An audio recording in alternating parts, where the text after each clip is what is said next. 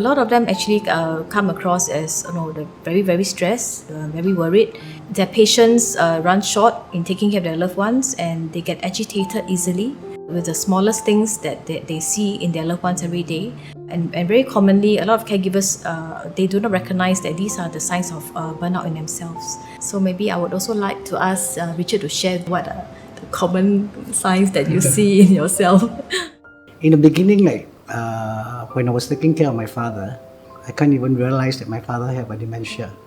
My father is a very kind man, From a normal person, suddenly, out of the blue, he starts arguing with you every day, and he starts screaming and shouting.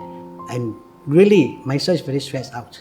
But personally, I don't realize that I'm so stressed out. Until when I'm talking to a friend of mine, he said, Richard, you really need to see a doctor. Your father might suffer from dementia, and that's why you're so stressed out. The routine on a daily basis, I just couldn't cope. And why you become this way? To be very honest, I have a suicide attempt few times during this period of time. And this friend of mine literally called up to ADA, and then 4 staff, they came out to see me and start talking to me. And they are following up almost every day on the phone to check whether I'm okay or not. If I don't share my situation or my problem with my neighbor, I think I'm not here already. You see, so sometimes it's very important to speak out.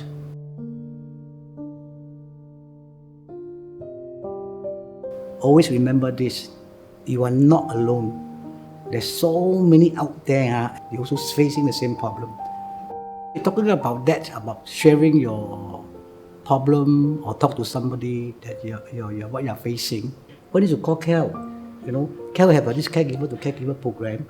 They can sharing the issue that you are facing and share with other caregiver. When I attended the first lesson, it was very impressive. The way she explained to us, how you manage, how you take care of a dementia patient. And I realized that the first few lessons, caregiver may be not very willing to share their experience or their problem they're facing.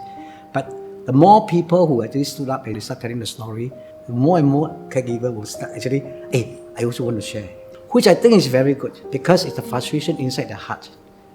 All accumulate there, and then at the end, they can start all let go. It's a relief for them. And other than the C2C program, we have actually come up with this program called Care Circle. And then that's where caregivers can actually come back together and meet with other caregivers and share more of their stories and what has worked for them, what has not worked for them. Through sharing, that caregivers find that support and they find that mutual understanding.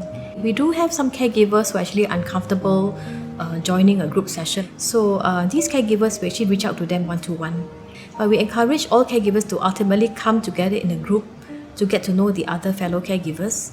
And that's where it becomes a natural support group for them as well after the end of the program. Self-care is very important. But at times, it was so difficult, My father, for example, he was so agitated during that day. There's no way that you can have even 5 minutes break. Doctor also advised me, said, Richard, you have to let go. If you don't do that, said Richard, I'll be very sure you will live before your father. You have to think of the way how you're going to manage it. I was very fortunate. I have friends, especially about gardening.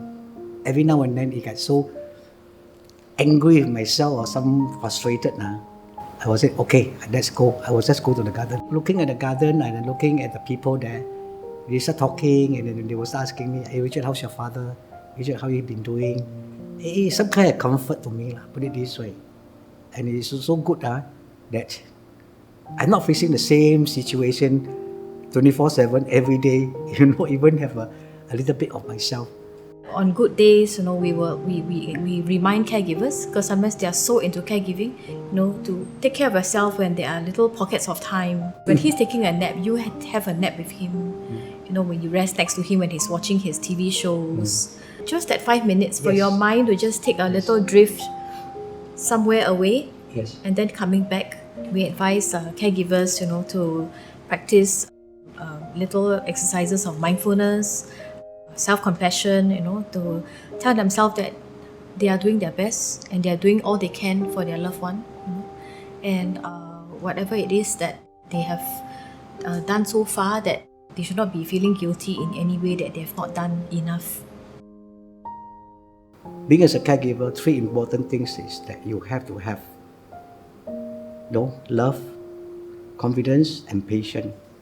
In Chinese, was saying that I sing, sing, sing, and I sing. Especially with patience, you need a lot of patience to actually go along with them, because the journey is not very, very smooth. When his heart is okay, and then he will hold my hand and he will say to me, Richard, thank you so much for taking care of me all these years. And I always remember the word he said to me.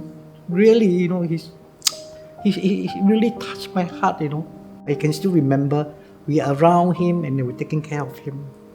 That moment he holding my hand, that's a bonus, And that's really, I let go, I will not feel stressed, because that's the most beautiful thing he has said, and that make me never mind how hard I will still continue.